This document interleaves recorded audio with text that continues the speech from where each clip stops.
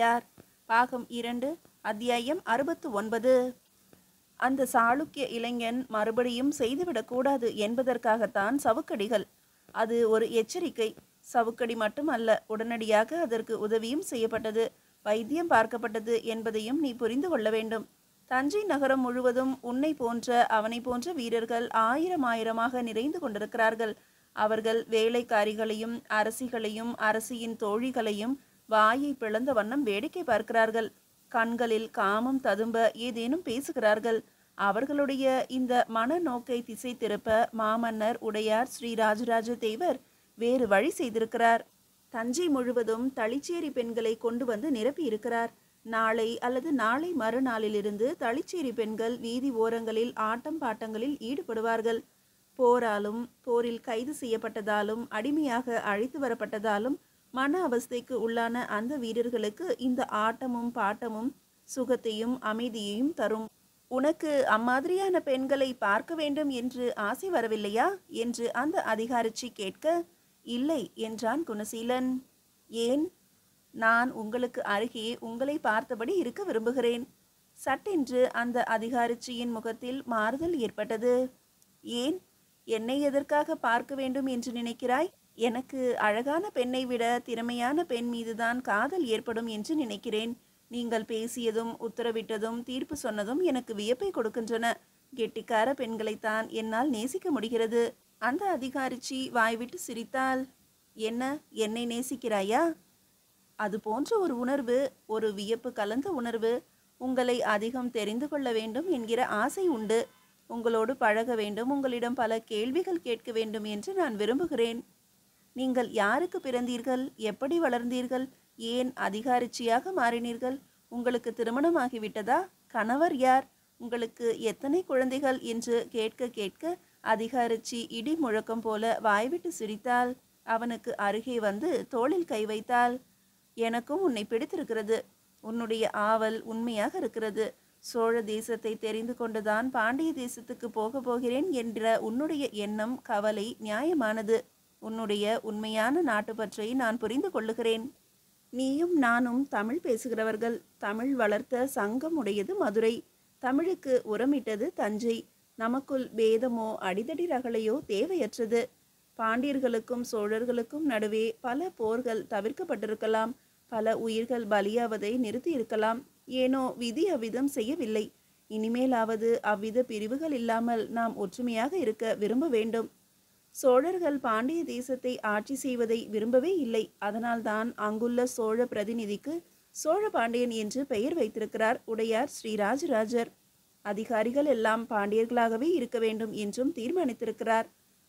ஒருவேளை நீ பாண்டிய தேசத்தில் இருந்தால் நீயும் அங்கொரு நல்ல அதிகாரியாக இருந்திருப்பாய். குணசீலன் இப்பொழுது வாய்விட்டு சிரித்தான். அங்கு போய் வெறும் அதிகாரியாக இருப்பதில் என்ன லாபம்? அதிகாரம் முழுவதும் சோழர்கள் கையில் இருக்கிறது. அங்கு வெறும் பொம்மையாக இருப்பதை காட்டிலும் இங்கு அடிமையாக சுற்றி கொண்டிருப்பது நல்லது என்று தோன்றுகிறது. என்னுடைய முதல் ஈர்ப்பு கோயில், அடுத்த ஈர்ப்பு சோழ தேசத்தின் நிர்வாகம், அதற்கு அடுத்த ஈர்ப்பு சோழ தேசத்தின் பெண்கள், அதற்கு அடுத்த ஈர்ப்பு... பேசாமல் மெல்ல குணசீலன் நிறுத்தினான். சொல், நான்காவது ஈர்ப்பு என்ன? வல்லவரையர் வந்தியத்தேவர். இவரை சந்திக்க வேண்டும் என்று நான் மிகவும் ஆசைப்பட்டேன். விதி என்னை அவருக்கு அருகே வந்து சேர்த்து விட்டது. என்னை பார்த்ததும் வந்தியத்தேவர் நெருங்கி வந்து தலையை தடவினார். எனக்கு மிகவும் சந்தோஷமாக இருந்தது. அப்படி என்ன உனக்கு வந்தியத்தேவரின் மீது காதல்? வந்தியத்தேவர் நடுநாடு தாண்டி தொண்டை மண்டலத்தின் ஆரம்பத்தில் இருக்கின்ற ஒரு தேசத்தின் தலைவர். திருவல்லம் என்கின்ற ஊரின் அரச பரம்பரையில் வந்தவர். அவர் இளவரசர் கூட அல்ல. அரசரின் 3வது மனைவிக்கு மகனாக பிறந்தவர். பிறகு திருவள்ளத்தில் எந்த பதவியும் கிடைக்காது என்பதை தெரிந்து கொண்டு தஞ்சையை நோக்கி தனியாக பயணப்பட்டவர்.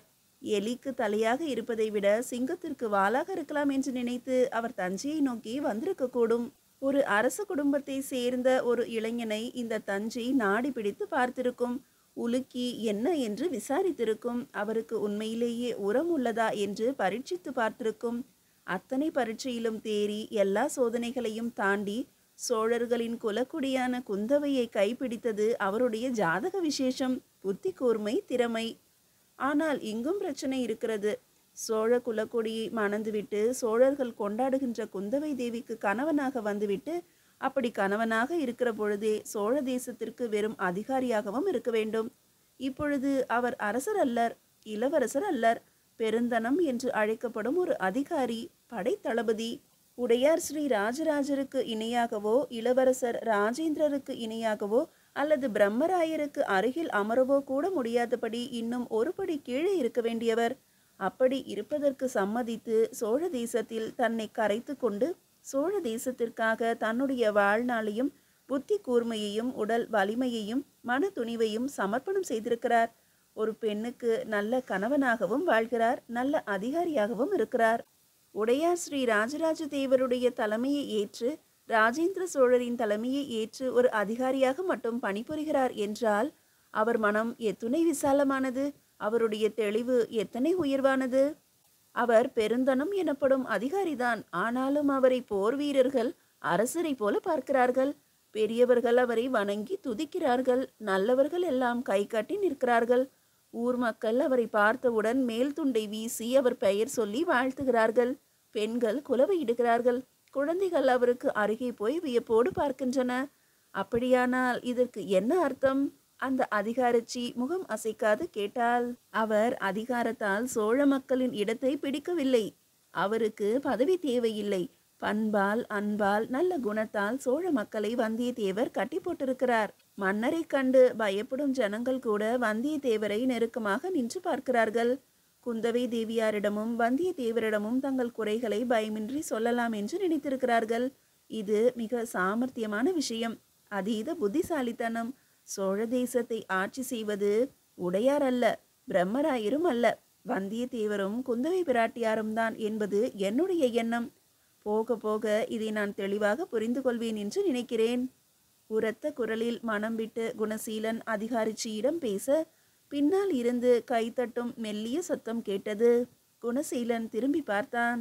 அங்கே குந்தவை தேவியார் நின்று கொண்டிருந்தார். அவருக்கு பின்னால் இடுப்பில் கை வைத்தபடி முகத்தில் புன்னகையோடு வந்தியத்தேவர் குணசீலனை பார்த்து கொண்டிருந்தார். குந்தவை நாச்சியாரின் அந்தரங்க அதிகாரிகள்தான் கை தட்டினார்கள் என்பது தெரிந்தது. எஜமானன் இருக்கும் பொழுதே மற்றவர்களை பாராட்டுவது என்பது வேறு எந்த தேசத்திலும் வேறு எந்த ஊழியரும் செய்ய முடியாதது. ஆனால் சோழ தேசத்தில் செய்ய முடியும். வந்தியத்தேவரை தாண்டி கொண்டு குந்தவை நாச்சியார் முன்னேறி வந்தார். குணசீலன் வியப்போடு பார்த்தான். இதுவும் பாண்டிய தேசத்தில் நடக்காது. புருஷன் இருக்க பெண்கள் முன்னே வந்து ஒரு நாளும் பேச மாட்டார்கள். அப்படி பேசினால் அது ஏதோ ஆபத்தான மோசமான நேரமாகத்தான் இருக்கும். ஒரு சபை போல கூடியிருக்கும் இடத்தில் புருஷனை தாண்டி பெண்கள் ஒருபோதும் வந்ததே இல்லை.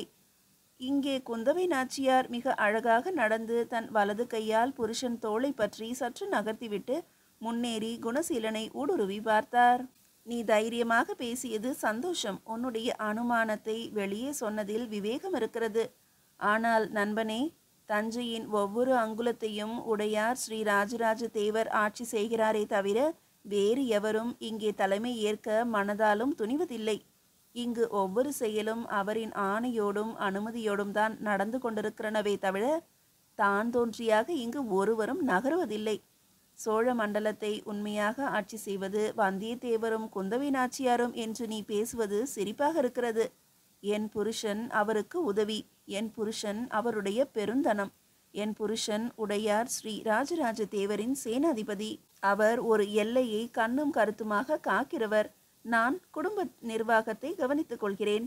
என்னை போன்று பட்ட மகிழ்ச்சி உலக மகாதேவியும் இன்னும் சிலரும் குடும்பத்தை நிர்வகிக்கிறார்கள். மன்னரை கவனித்து கொள்ள தனியாக ஆட்கள் இருக்கிறார்கள். சோழ தேசம் பல்வேறு குழுக்களாக பிரிந்து அதே நேரம் ஒற்றுமையாய் உடையார் ஸ்ரீ ராஜராஜ தேவரின் தலைமையின் கீழே இயங்கிக் கொண்டிருக்கிறது. அவர்தான் இந்த சோழ தேசம் என்கின்ற பெரிய தேரின் அச்சு. அவரின்றி இந்த தேர் நகராது. சக்கரமோ ஏற்காலோ கொடிமரமோ தொங்கும் மணிகளோ தான் என்று சொல்லிக்கொள்ள முடியாது. கடவுளின் அருள் என்ற குதிரைகள் இழுக்க இந்த சோழ தேசம் வெற்றியை நோக்கி பயணப்பட்டு கொண்டிருக்கின்றது. இங்கு பேசியதை வெளியில் சொல்ல வேண்டாம். இப்படி இனிமேல் பேசவும் வேண்டாம். நீ புகழ வேண்டுமென்றால் உடையார் ஸ்ரீ ராஜராஜ தேவரை மட்டுமே புகழ்ந்து பேசினால் போதும். ஆனால் அதுவும் அவசியமில்லை. அமைதியாக நடந்து கொண்டாலே போதும். உன் ஆற்றலை வெளிக்காட்டினால் போதும். அதிகம் பேசுகிற பொழுது சந்தேகம் வர வாய்ப்பு இருக்கிறது என்று முகத்தை கூர்மையாக வைத்துக்கொண்டு சொன்னார். வந்தியத்தேவர் இடைமறித்தார். மனைவியை தாண்டி முன்பக்கம் வந்து அவனை ஊடுருவி பார்த்தார். குணசீலன் வந்தியத்தேவரையே பார்த்து கொண்டிருந்தான். மீதியை அடுத்த அத்தியாயத்தில் காணலாம். அத்தியாயம் 70. குணசீலா, நீ யார் என்று குந்தவைக்கு தெரியவில்லை. உன்னை 2 தினங்களாக ஊன்றி பார்த்து கொண்டுதான் வருகிறேன். உன்னை பார்த்தால் பொய் சொல்பவனாக தெரியவில்லை. நீ இப்பொழுது சொன்னதும் கூட உன் மனதிலிருந்து வெளிப்பட்ட வார்த்தைகள்தான் என்பதை புரிந்து கொள்கிறேன். ஆனாலும் மனதில் உள்ள எல்லாவற்றையும் வெளிப்படுத்துவது நல்லதல்ல. தொடர்ந்து பாராட்டி பேசினால் வந்தியத்தேவர் அருகே வந்து வேலைக்கு வைத்துக் கொள்வார் என்று எவரும் நினைத்துவிடக்கூடும். அல்லது வந்தியத்தேவர் தன்னை புகழ்வதை விரும்புகிறார் என்று எண்ணிவிடக்கூடும். உடையார் ஸ்ரீ ராஜராஜ தேவருக்கு மக்களை சந்திக்கின்ற அவகாசம் குறைவு. ஆபத்துதவி படைகள் அவரை அப்படி சந்திப்பதற்கு அடிக்கடி அனுமதிப்பதும் இல்லை. தேர்ந்தெடுத்து சிலரை மட்டுமே அவருக்கு அருகே அனுப்புகிறார்கள். பாதுகாப்பு கருதி அப்படி நடந்து கொள்ளுகிறார்கள். எனவே மக்களோடு கலந்து பழகுவதற்கு அவர் அதிகாரிகளை அதிகம் வற்புறுத்துகிறார். செய்தி உங்களுக்கு வந்ததா அல்லது செய்தி நடந்த இடத்திற்கு நீங்கள் போனீர்களா என்று உடனுக்குடன் கேள்வி கேட்கிறார். பாம்புகள் அதிகம் இருக்கிறது ஒரு கிராமத்தில் என்று சொன்னவுடன் பார்த்துவிட்டு சொல்கிறீர்களா கேட்டுவிட்டு சொல்கிறீர்களா என்று கேட்கிறார். மௌனமாக இருக்க பார்த்துவிட்டு சொல்லுங்கள் என்று அனுப்புகிறார். பார்த்துவிட்டு வந்த அதிகாரி சொல்லவே முடியாமல் திகைத்து போயிருந்தார். இப்பொழுது தெரிகிறதா விஷயத்தின் கணம் என்ன என்று? என்ன செய்ய வேண்டும் என்று ஒரு முடிவுக்கு இப்பொழுது வந்திருப்பீர்கள். விஷயத்தையும் என்ன செய்ய வேண்டும் என்பதையும் நீங்கள் என்ன நினைக்கிறீர்கள் என்பதையும் சொல்லுங்கள் என்று சொல்கிறார். அவருக்கு நாங்கள் கண்களாக இருக்கிறோம். நாங்கள் உடையார் ஸ்ரீ ராஜராஜ தேவரை பிரதிபலிக்கிறோம். இப்படி இருந்தால்தான் ஒரு தேசம் சௌகரியமாக இருக்க முடியும். ஒற்றற்படை தலைவனே, இன்னொன்று இங்கு சொல்லவா? இப்படிப்பட்ட விஷயம் பாண்டிய தேசத்தில் இல்லாததால் தான் பாண்டிய தேசம் தோற்று போனது. பெரும் அவஸ்தைக்கும் உள்ளானது. பேச வேண்டியவனை பேச அனுமதிப்பதில்லை. எப்படி பேச வேண்டும் என்று சொல்லிக் கொடுப்பதும் இல்லை. இடையராது ஒருவர் மீது ஒருவர் சந்தேகப்பட்டு கொண்டிருக்கிறீர்கள். அதுதான் அங்கே அரசியல் அபத்தங்கள் நடக்க காரணம். அரசாங்க பலவீனமாக இருந்தால் அந்நியரின் வருகை எளிதாகும். எனவே ஒட்டுமொத்தமாக இதை யோசித்து இன்றிலிருந்து அதிகம் பேசாமல் செயலில் ஈடுபடு. உணவெடுத்து கொண்டாயா? இல்லை. ஏன்? கோட்டைக்கு இந்நேரம் உணவு வந்திருக்க வேண்டுமே, வரவில்லையா? வந்தது ஐயா. உணவு வரும் நேரத்தில் இவர் மௌனமாக இருந்துவிட்டார். இவர் உணவு எடுத்துக்கொண்டு விட்டார் என்று வீரர்கள் சும்மா இருந்து விட்டார்கள். உணவு வண்டி போன பிறகு சாப்பிடவில்லை என்று சொன்னார். சரி, வேறு ஏதேனும் ஏற்பாடு பண்ணலாம் என்று நினைத்து கொண்டிருந்த போது இங்கிருந்து அழைப்பு வந்துவிட்டது என்றான் அருகில் இருந்த சோழ வீரன். அட அதி புத்திசாலிகளே, என்ன இது? வந்த ஒரு விருந்தினரை இப்படித்தான் பட்டினி போடுவதா? அவர் எதிரே உருட்டி உருட்டி தின்றீர்களா? என்ன கேவலமான புத்தியடா உங்களுக்கு! லேசான கோபத்துடன் வந்தியத்தேவர் வீரர்களை திட்டிவிட்டு குந்தவையை நோக்கி திரும்பினார். விடுங்கள், நான் ஏற்பாடு செய்கிறேன். யாரது? குந்தவை நாச்சியார் பரபரத்தார். அவர் குரல் கொடுக்க முதலில் வெளியே வந்த அந்த அதிகாரிச்சி ஓடி வந்தாள். இவருக்கு உணவு கொடுக்க ஏற்பாடு செய். தம்பி, உணவு உண்டு, தயாராக இரு. உன்னை நான் கோயில் பக்கம் கூட்டிக் கொண்டு போகிறேன். வந்தியத்தேவர் சொல்லிவிட்டு அடுத்து காத்திருக்கும் ஜனங்களோடு பேச துவங்கினார். அதிகாரிச்சி அவனை அரண்மனைக்குள் கூட்டிக் கொண்டு போனாள். அரண்மனை மிகவும் குளுமையாக இருந்தது. பின்பக்கம் சமையலறையில் அவனை தனி மனையில் உட்கார வைத்து எதிரே வாழை இலை போட்டாள். வாழை இலையில் முதலில் உள்ளங்கை அகல அதிரசங்கள் வைக்கப்பட்டன. குணசீலன் நிமிர்ந்து அந்த அதிகாரிச்சியை பார்த்தான். என்ன பார்க்கிறீர்கள்? தஞ்சையில் முதலில் உணவு உண்ண ஆரம்பித்திருக்கிறீர்கள். அது இனிப்போடு ஆரம்பிக்கட்டும் என்று அதிரசம் வைத்திருக்கிறேன். உங்கள் பெயர் என்னம்மா? குணசீலன் வினவினான். அம்மா என்றெல்லாம் அழைக்க வேண்டாம். என் பெயர் முத்தான பொன்னங்கை. பொன்னங்கை என்று கூப்பிடுவார்கள். பொன்னு என்றும் அழைப்பார்கள். நன்றி பொன்னங்கை என்று அவன் கை கூப்பினான். பொன்னங்கைக்கு அந்த கை கூப்பல் பிடித்திருந்தது. முத்தான பொன்னங்கையின் தந்தை சோழ தேசத்து பெருந்தனத்தின் நேரடி உதவியாளராக இருந்தார். முத்தான பொன்னங்கையின் தாய் அந்த பெருந்தனத்தின் வீட்டின் உள்பகுதி நிர்வாகத்தை கவனித்து கொண்டிருந்தாள். எல்லோரும் சோழ தேசத்து அதிகாரியின் வீட்டில் வேலைக்கு போய்விட விடியலிலேயே எழுந்து சமையல் வேலை முடித்து தாய்க்கும் தந்தைக்கும் பரிமாறி தங்கைகளுக்கு உதவி செய்து தம்பிகளை சோறிட்டு பாதுகாத்து மிக சிறு வயதிலேயே குடும்ப பொறுப்பு முழுவதும் அவளுக்கு வந்து சேர்ந்தது. இளம் வயதில் குடும்ப பொறுப்பு எடுத்துக்கொண்டதால் பருவ வயது வந்ததும் அதே வேலையை மிகவும் நேர்த்தியாகவும் நர்விசாகவும் செய்ய அவள் கற்றுக்கொண்டாள். வீட்டில் அம்மாவுக்கு முடியாமல் போயிற்று. அம்மாவை தன் வீட்டுக்கு அருகிலேயே உள்ள குந்தவை பிராட்டி ஆதுர சாலையில் கொண்டு போய் சேர்த்தாள். அந்த ஆதுர சாலை பல படுக்கைகள் கொண்டது. வைத்தியத்தில் கை தேர்ந்த பலர் அங்கு இருந்தனர். அம்மாவின் இடுப்பு வலிக்கும் மூட்டு வலிக்கும் எண்ணெய் தேய்த்து உருவிவிடச் சொன்னார்கள். இதை அக்கறையோடு ஒருவர் செய்தால் விரைவில் குணமாகும் என்றும் சொன்னார்கள். எனவே அந்த வேலையை முத்தான பொன்னங்கையே தன் தாய்க்கு செய்தாள். இடுப்பிலிருந்து கால் விரல் நுனி வரையில் எண்ணெய் போட்டு உருவி சுடுநீர் எடுத்து மெல்ல பொறுக்கின்ற சூட்டில் தடவி மறுபடியும் குளிர்ந்த நீரால் கழுவி பத்து போட்டு படுக்க வைக்கிற பொழுது வெகு சில நாட்களிலேயே அம்மாவுக்கு நல்ல குணம் தெரிந்தது. ஆதுர சாலையில் சிறிய சிறிய மேடைகளை கட்டிலை போல கட்டி அதில் நோயாளிகளை படுக்க வைத்திருப்பார்கள். அடுத்த மேடையில் வேறொரு பெண்மணி படுத்து கொண்டிருந்தாள். அவள் கைகூப்பி எனக்கும் காலில் உருவிவிடேன் என்று முத்தான பொன்னங்கையை பார்த்து கெஞ்சினாள். முத்தான பொன்னங்கை சிறிதும் தயங்காமல் அவள் முழங்காலுக்கு கீழே உள்ள ஆடு தசைகளை எண்ணெய் தடவி உருவிவிட்டாள். அவளுக்கும் குணமாயிற்று. ஆதுர சாலையில் சேர்ந்து விடுகிறாயா என்று வைத்தியர் கேட்க முத்தான பொன்னங்கை மறுத்துவிட்டாள். தன் தம்பிகளையும் தங்கைகளையும் பராமரிக்க வேண்டும் என்று சொன்னாள். அம்மாவுக்கு அடுத்தபடி படுத்து கொண்டிருந்த பெண்மணி குந்தவையின் அரண்மனையில் இருப்பவள். குந்தவை பிராட்டியாருக்கு முத்தான பொன்னங்கையின் கைவண்ணம் சொல்லப்பட்டது.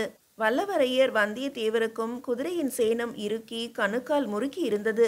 முத்தான பொன்னங்கைக்கு உருவிவிட தெரியும் என்றவுடன் வீரர்களை அனுப்பி அவளை அழைத்து வர செய்தார். மருத்துவர்கள் அவளுக்கு எப்படி உருவ வேண்டும் என்று ஆலோசனை கொடுத்து மருந்தும் அனுப்பினார்கள்.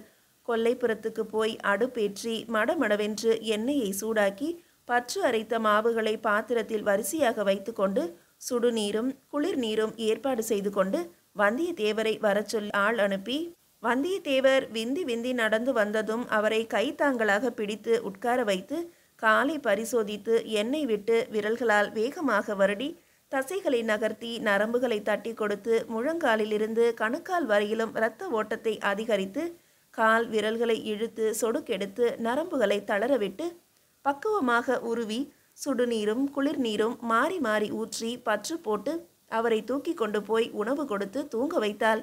அவர் எழுந்தபோது வலி முற்றிலும் குறைந்திருந்தது. காலை அசைத்தால் மட்டுமே லேசாக வலி தெரிந்தது. அசைய வேண்டாம் என்று சொல்லி மறுநாளும் போய் அதே விதமாக வைத்தியம் செய்ய குந்தவை பிராட்டி அவளை அணைத்து கொண்டாள். என்ன வேண்டும் என்று கேட்டாள். வீடு ஒழுகுகிறது தாயே. 2 தங்கைகள், ஒரு தம்பி. தாயும் தந்தையும் வேலைக்கு போய்விடுவதால் இதை சரி செய்ய எங்களால் முடியவே இல்லை. யாரேனும் ஆட்களை அனுப்பி சரி செய்தால் நன்றாக இருக்கும். ஆனால் கட்டடக் கலைஞர்கள் வந்து பார்த்துவிட்டு இந்த வீடை சரி செய்ய முடியாது, இடித்து மொத்தமுமாக கட்ட வேண்டும் என்று சொல்லிவிட்டார்கள் என்றால் முத்தான பொன்னங்கை. குந்தவை தேவி அவர்களை தங்கள் அரண்மனை வளாகத்தில் உள்ள வசதியான ஒரு தனி வீட்டில் தங்க வைத்தாள். முத்தான பொன்னங்கை, நீ எனக்கும் என் அரண்மனை தோழிகளுக்கும் எண்ணெய் தேய்த்து குளிப்பாட்டுகின்ற பொறுப்பை எடுத்துக்கொள். உள்ளாலைக்கு வந்து விட்டதால் உன் தங்கைகளும் தம்பியும் பத்திரமாக இருப்பார்கள். அவர்களை நமது சேடிகள் பார்த்து கொள்வார்கள். எனவே எந்த கவலையும் உனக்கு இல்லை என்று சொல்ல அவர்கள் வீடு அரண்மனைக்குள் மாறிற்று. அவள் உள்ளே நுழைந்த வேளை போர் துவங்க சோழ படைகள் வடதேசம் நோக்கி போயின. வந்தியத்தேவரும் பெரும் படையோடு சாளுக்கிய தேசம் நோக்கி நகர்ந்தார். அந்த போரில் நல்ல செய்திகளும் கெட்ட செய்திகளும் வெளியிலிருந்து அரண்மனைக்கு வரும். அதற்கு ஏற்றபடி அரண்மனையே மாறும். ஆண்கள் முழுவதும் வெளியே போய்விட்டதால் சோழ தேசத்தின் நிர்வாகம் முழுவதுமே பெண்களிடம், அரண்மனை பெண்களிடம் வந்து சேர்ந்தது. குறிப்பாக குந்தவை பிராட்டியார் தஞ்சை அரண்மனையை செம்மையாக பாதுகாத்து வந்தார். இரவு நேரம் ரோந்துகளுக்கு அவரே பல்லக்கில் ஏறி பயணம் செய்வார். குந்தவை பிராட்டியின் தந்திரம் முழுவதும் முத்தான பொன்னங்கைக்கும் வந்தது. முன்னே திரையிடப்பட்ட பல்லக்கு ஆட்களால் சுமக்கப்பட்டு குந்தவை தேவியாரின் பெயர் சொல்லி கட்டியக்காரர்கள் முழங்க முன்னே போகும். ஆனால் அதற்குள்ளே சேடிகள் மட்டுமே இருப்பார்கள். குந்தவை பிராட்டியார் இடுப்பில் கூடையுடன் சாதாரண வேலைக்காரி போல வேடம் அணிந்து கொண்டு பல்லக்கு போன சிறிது நேரத்தில் பின்தொடருவார். பல்லக்குக்கு மக்கள் எழுந்து நிற்பதையும் போன பிறகு என்ன பேசுகிறார்கள் என்பதையும் கேட்பார். பேசியவர்களை மனதில் குறித்து கொள்வார். நாட்டு நடப்பை அறிந்து கொள்வார். ஆண்கள் பலரும் படையெடுப்புக்கு சென்றுவிட்டால் அதீத கவனத்துடன் கோட்டையையும் நகரத்தையும் பாதுகாத்து வந்தார். பல்வேறு தந்திரங்களையும் உபயோகப்படுத்தினார். முத்தான பொன்னங்கைக்கு குந்தவை பிராட்டியாருக்கு அருகே வேலை கிடைத்ததால் வாழ்க்கையை, உலகத்தை அறிந்து கொள்ளும் சந்தர்ப்பம் அதிகம் கிடைத்தது. இயல்பிலேயே காவிரி தண்ணீர் குடித்து முகத்தெளிவும் புத்தி கூர்மையும் அதிகமாக இருந்த அந்த பெண்ணுக்கு, தாயும் தகப்பனும் ஒற்றுமையாக இருந்து அரவணைத்த அந்த பெண்ணுக்கு குந்தவை பிராட்டியாரின் நிழல் மேலும் சாதுரியங்களை கொடுத்தது. அரண்மனைக்குள்ளே என் பகுதி முழுவதையும் உனது பொறுப்பில் கொடுத்துவிட்டு போகிறேன். உன்னால் பாதுகாக்க முடியுமா? குந்தவை பிராட்டியார் கேட்டபோது மிக வேகமாக முடியும் என்று சொன்னால் முத்தான பொன்னங்கை. வல்லத்து இளவரசர் வந்தியத்தேவரை திருமணம் செய்ததால் தஞ்சையிலிருந்து வல்லத்திற்கு அடிக்கடி போக வேண்டிய அவசியம் குந்தவை பிராட்டிக்கு இருந்தது. கணவனின் மனம் குளிரவும் கணவரின் உறவினர்கள் எதிர்பார்க்கிறார்கள் என்பதாலும் வல்லத்திற்கு போய் சிறிது நாட்கள் குடியிருந்து அந்த பகுதியை மேம்படுத்த வேண்டிய ஆசையும் அவருக்கு ஏற்பட்டது. அந்நேரம் தஞ்சையில் அவர் வசித்த அரண்மனை பகுதியை சுத்தமாகவும் சீராகவும் வைத்துக்கொள்ள அவருக்கு நல்ல நிர்வாகி தேவைப்பட்டது. சோழ தேசத்தின் மற்ற பகுதிகளுக்கு விஜயம் செய்கிற பொழுது முத்தான பொன்னங்கையிடம் அரண்மனையை கொடுத்துவிட்டு வந்து பார்க்கும் பொழுது தான் வைத்திருந்ததை விட மிகவும் நேர்த்தியாக அரண்மனை பராமரிக்கப்பட்டிருப்பதை பார்த்து வியந்தார். முத்தான பொன்னங்கைக்கு அதிகாரிச்சி என்ற பட்டம் கொடுத்து சோழ தேசத்தில் எவரையும் கைது செய்யவும் சிறையில் அடைக்கவும் இறுதி விசாரணை நடக்கும் வரை காவலில் வைக்கவும் பண்டாரத்திலிருந்து 1000 களஞ்சுகள் வரை பொருள் எடுக்கவும் படை வீரர்களை திரட்டவும் அவசியமெனில் போர் செய்ய கட்டளையிடவும் அரண்மனையை செப்பனிடவும் கோட்டை வாசலை எப்பொழுது வேண்டுமானாலும் திறக்கவும் மூடவும் அவர் அனுமதி வழங்கினார். மற்ற சேனாதிபதிகள் இது அதிகம் என்று முணுமுணுத்தார்கள். ஆனால் முத்தான பொன்னங்கை தனக்கு கொடுத்த அதிகாரத்தை எந்த விதமாகவும் துஷ்பிரயோகம் செய்யவில்லை. மாறாக அரசியல் சாமர்த்தியத்தோடு நடந்து கொண்டாள். மீதியை அடுத்த அத்தியாயத்தில் காணலாம்.